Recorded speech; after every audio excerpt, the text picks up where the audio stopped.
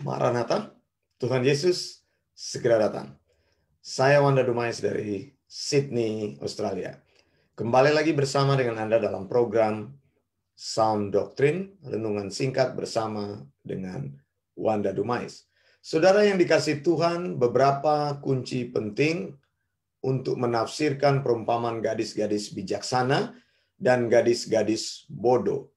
Dalam Matius 25 ayat 1 sampai 13 akan saya beritahukan di sini. Matius 25 ayat 7 misalnya. Tetapi karena mempelai itu lama, tidak datang-datang juga, mengantuklah mereka semua, lalu tertidur. Nah, ini bicara tentang perumpamaan gadis-gadis bijaksana dan perumpamaan tentang gadis-gadis yang bodoh. 10 gadis pengiring mempelai laki-laki tertidur. Mereka lelah, mengantuk, dan tertidur ketika mempelai laki-laki tidak datang-datang. Mereka tertidur karena mempelai laki-laki ternyata tidak datang di waktu yang mereka harapkan. Mereka semua tertidur dan akhirnya terbangun ketika mendengar suara keras yang berkata bahwa mempelai laki-laki datang. Nah, saudara, Alkitab katakan di sini semua mempelai gadis-gadis bijaksana itu, semua gadis yang sedang menunggu mempelai laki-laki itu tertidur, bukan hanya gadis-gadis yang bodoh, tetapi juga gadis-gadis yang bijaksana. The wise girl ini juga tertidur. Nah, mereka tertidur tapi tetap disebut bijaksana. Begitu. Mereka disebut bijaksana bukan karena mereka sibuk bekerja.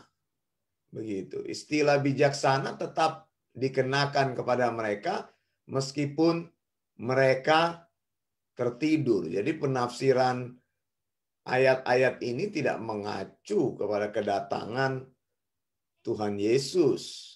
Saudara lihat di sini ada juga gadis-gadis yang bodoh yang 5. Mereka tidak disebut bodoh karena mereka tertidur. Jadi ingat baik-baik, semua gadis-gadis itu, baik yang bijaksana maupun yang bodoh itu, dua-duanya tertidur. Nah, poin Yesus mengajar di sini bukan mengenai orang yang sibuk melayani dan orang yang malas melayani menjelang kedatangannya yang kedua kali. Bukan. Tapi apa yang dipersoalkan di sini? Yang dipersoalkan di sini adalah minyak.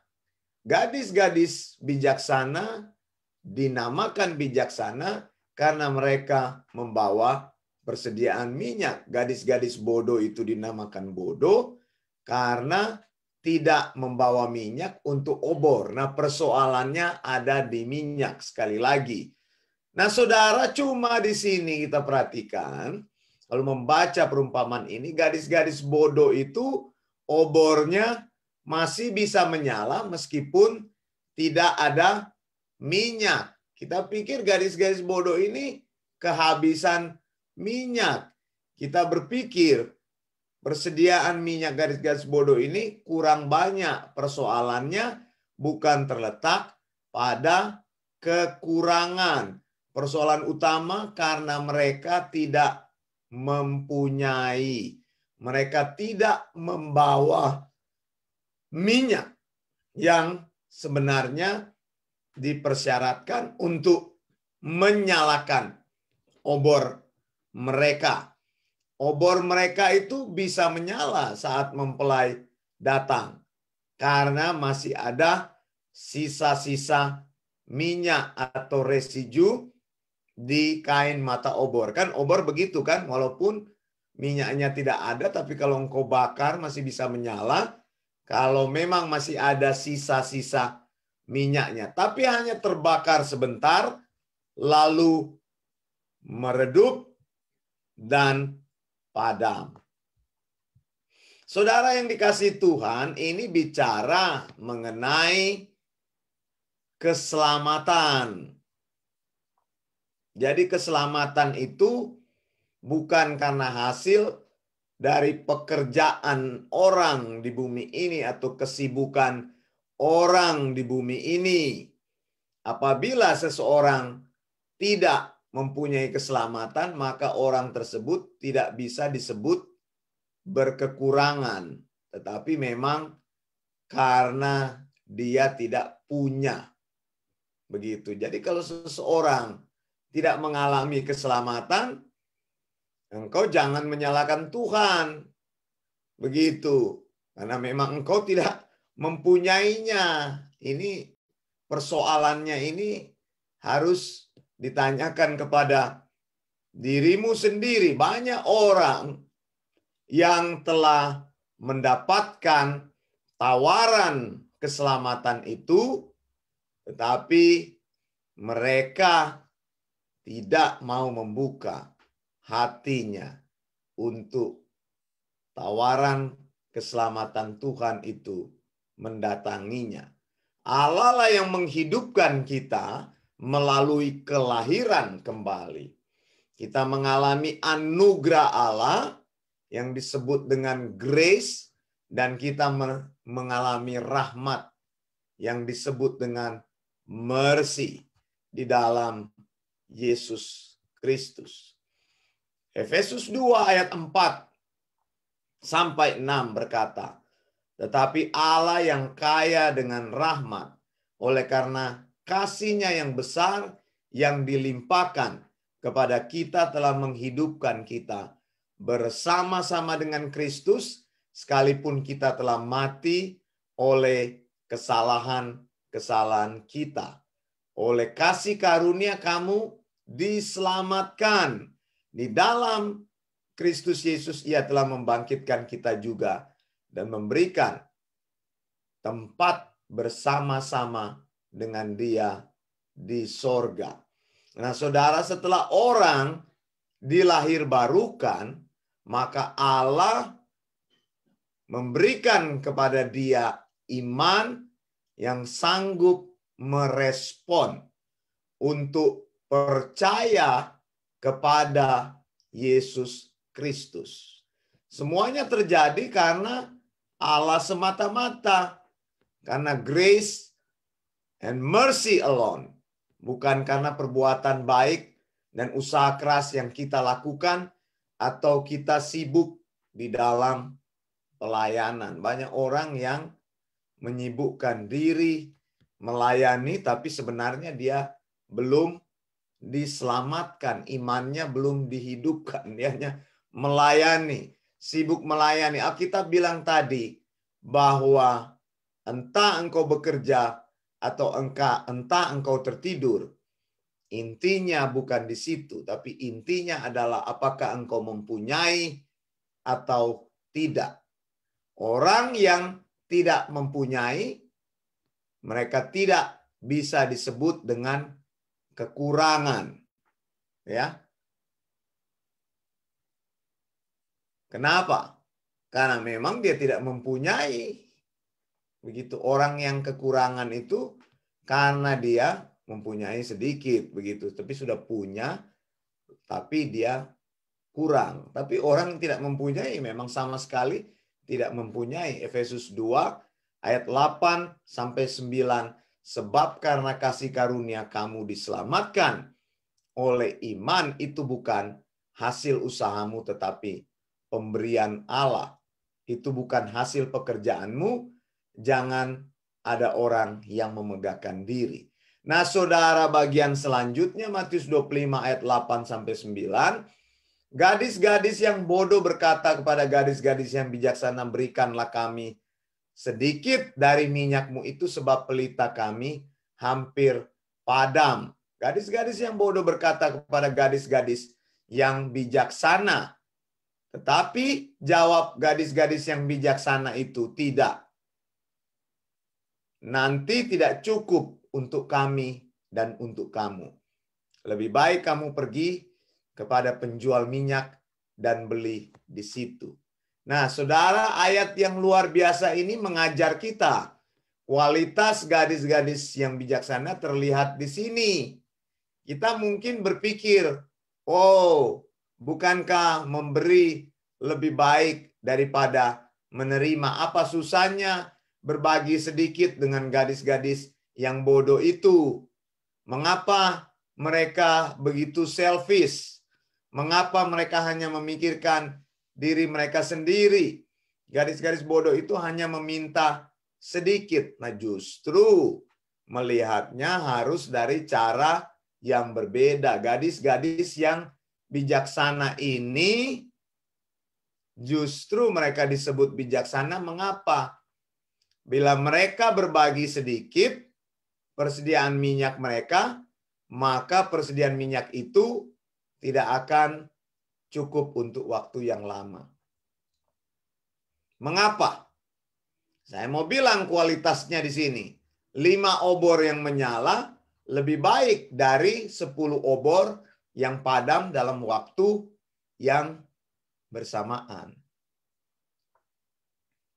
Kualitasnya ada di situ. Lebih baik tidak usah dikasih. Kenapa? Karena kalau dikasih nanti semuanya merata lalu mati sama-sama. Lebih baik 5 yang menyala daripada 10 yang mati sama sekali. Engkau tidak bisa berbagi apa yang engkau tidak punya. Banyak orang salah memahami di dalam hidup ini. Mereka berbagi sesuatu supaya mereka terlihat peduli. Dan tidak dibilang mereka itu selfish. Tetapi nyatanya mereka memberi atau pemberian mereka muncul dari apa yang mereka tidak punya. Mereka menolong orang lain tetapi mereka tidak peduli dengan kesusahan diri mereka sendiri. Mereka berbagi padahal membuat hidup mereka susah. Bukan karena engkau tidak berbagi, maka engkau disebut tidak peduli. Banyak kali pemberianmu justru tidak mendisiplinkan hidup seseorang. Hati-hati, banyak pemberian-pemberian membuat orang menjadi salah. Engkau memberi kepada orang, membuat orang itu menjadi tergantung kepadamu, menjerumuskan dia pada sikap yang keliru. Apa yang sedang Yesus ajarkan? Setiap orang bertanggung jawab terhadap pilihan hidupnya sendiri. Orang percaya tidak bisa berbagi keselamatannya dengan orang yang belum diselamatkan pada hari di mana Kristus datang yang kedua kali. Orang yang terhilang tidak bisa memasuki kerajaan sorga berdasarkan keselamatan yang dimiliki oleh orang lain. Setiap orang harus diajarkan bertanggung jawab pada setiap keputusan yang dibuat di dalam hidupnya. Ulangan 24 ayat 16. Janganlah ayah dihukum mati karena anaknya. Janganlah juga anak dihukum mati karena ayahnya. Setiap orang harus dihukum mati karena dosanya sendiri. Yeskil 18 ayat 20, orang yang berbuat dosa itu yang harus mati. Anak tidak akan turut menanggung kesalahan ayahnya, dan ayah tidak akan turut menanggung kesalahan anaknya. Orang benar akan menerima berkat kebenarannya, dan kefasikan orang fasik akan tertanggung atasnya. Yeremia 31, 29-30, pada waktu itu orang tidak akan berkata lagi, ayah makan buah mentah dan gigi anak-anaknya menjadi ngilu. Melainkan setiap orang akan mati karena kesalahannya sendiri. Setiap manusia yang makan buah mentah, giginya sendiri menjadi ngilu. Maksudnya apa? Setiap orang bertanggung jawab atas keputusan di dalam hidupnya ini. Engkau tidak bisa menyalahkan orang lain dari keputusan-keputusan salah yang kau buat di dalam hidup ini. Bahkan keputusan untuk kekekalan. Saya sudah bilang 3 keputusan penting di dalam hidup ini. Yang pertama, keputusan untuk kekekalan. Engkau harus memutuskan dengan benar. Kalau salah memutuskan, maka engkau akan salah seumur hidupmu, bahkan sampai kekekalan. Keputusan yang kedua, keputusan untuk menikah. Ini juga keputusan penting. Jangan remehkan ketika memutuskan keputusan-keputusan penting. Salah memilih pasangan, maka hidupmu akan sengsara seumur hidup. Percaya saya. Kemudian keputusan akan karir dan pekerjaan. Ini juga harus dipikirkan dengan benar. Jangan asal memilih karir, jangan asal masuk sekolah. Pikirkan dengan baik supaya hidupmu tidak menjadi susah di kemudian hari. Nah, setiap orang harus membuat keputusan pribadi mengenai hidup di dalam kekekalan. Salah satu keputusan penting lainnya. Nah, saudara, ada hal di mana kita terlambat membuat keputusan. Dan keputusan yang terlambat dibuat, momentumnya sudah hilang. Maka engkau tidak akan bisa membuat keputusan itu di kemudian hari lagi. Banyak sekali saya mengalami juga dalam hidup saya, dalam keputusan-keputusan yang berkaitan dengan bisnis, menerima banyak order dari klien, dan karena sibuk, saya tidak merespon dengan cepat, dan ternyata klien tersebut mereka membutuhkan jawaban dengan segera. Maka saya kehilangan bagian-bagian itu. Momentumnya itu harus tepat.